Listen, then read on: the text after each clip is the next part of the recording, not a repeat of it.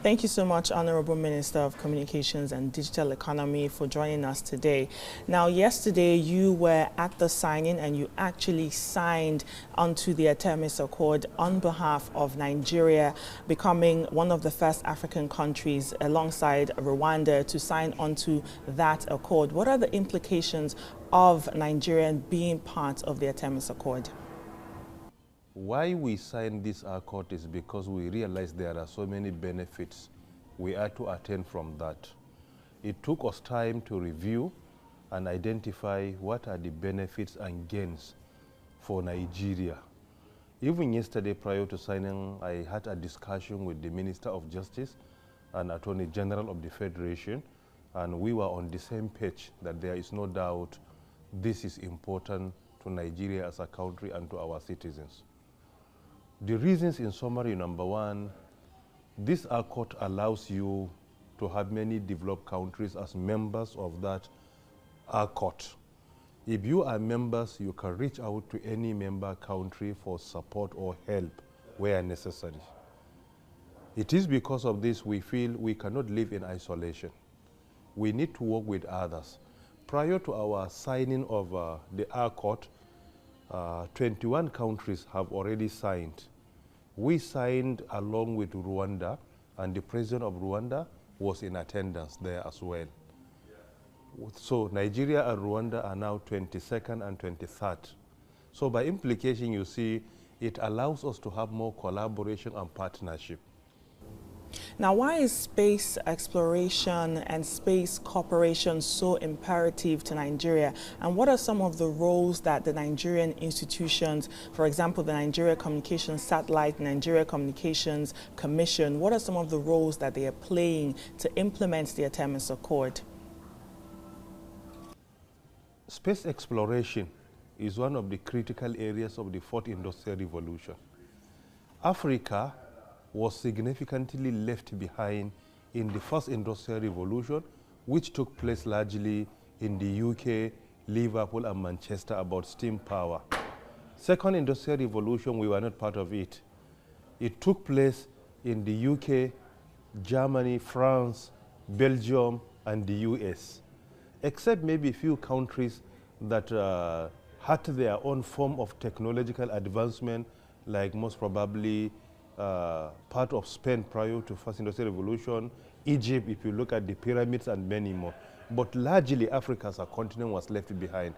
The third industrial revolution is more about information and communications technology, the invention of World Wide Webs, internet, and this is what brought about globalization. Africa was left behind. We were only trying to follow the developed countries. In the fourth industrial revolution, this is the only one that the gap between Africa and others is not that very wide. And it becomes necessary to be proactive so that we will be active players, producers, not only consumers, the way many continents discover Africa to be or realize what Africa is. So we feel it is necessary to be proactive so that we can be sharing our shoulders with the global giants, and by implication, that will help us to build our country in specific and our continent in general. So the fourth industrial revolution is all about being proactive, leveraging on the talent you are blessed with, identify the potential opportunities you have, try to harness them, and this is why we feel it's important. And if you look at the benefits of the whole accord, is about space exploration. So as you earlier mentioned in your question, if you look at it in Nigeria, we have government institutions that are working on that. If you look at space itself, it can be categorized into two. You can have communications space, and you can have remote sensor space. So when it comes to communications subsector, you have Nigerian Communications Commission, Nigerian Communications Satellite. Both of them happen to be under my humble supervision. And we also have National Space Research and Development Agency, focusing more on image.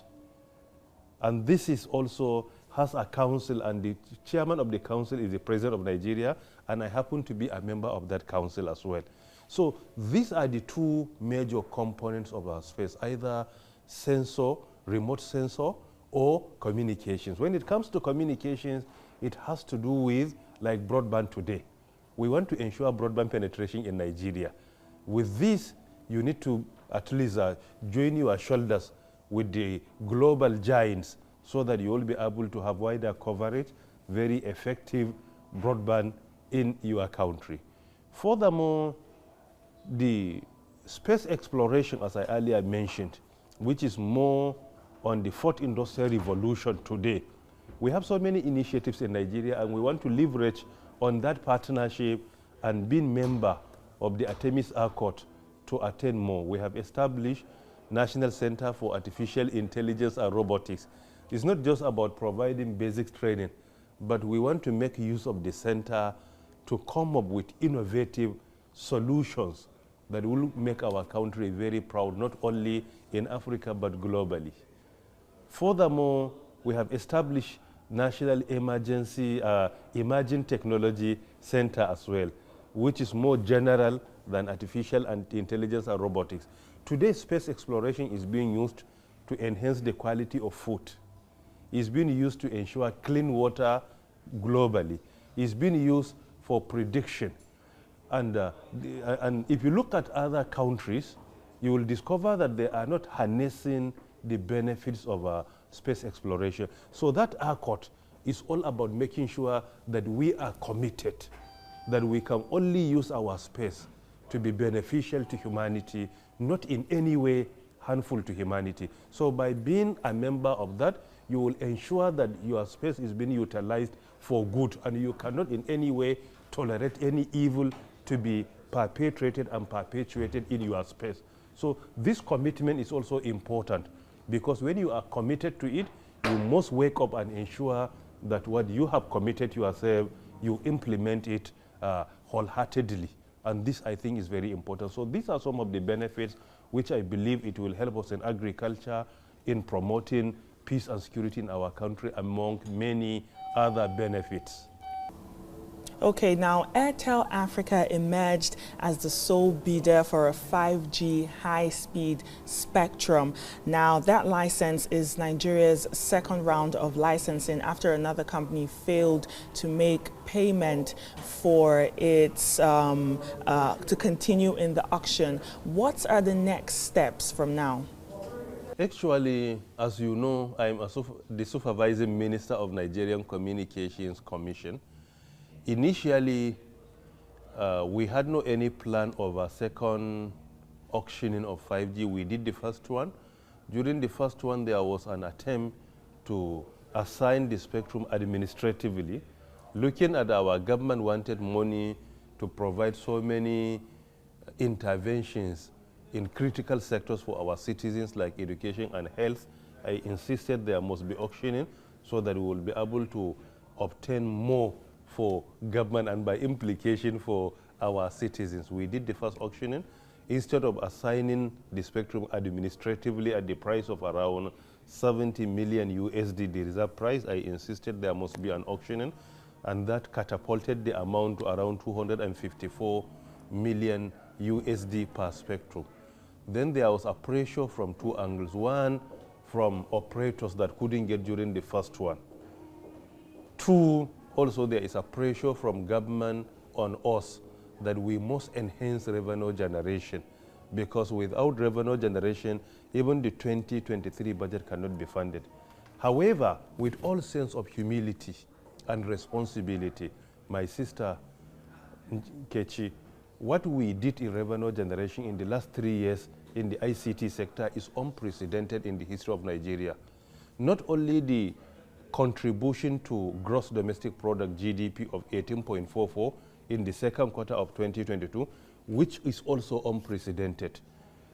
Federal government engaged some independent consultants to evaluate each and every ministry of government and sector.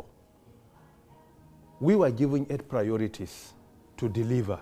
In each and every priority, we got A+ in the ICT sector. Most importantly, in revenue generation.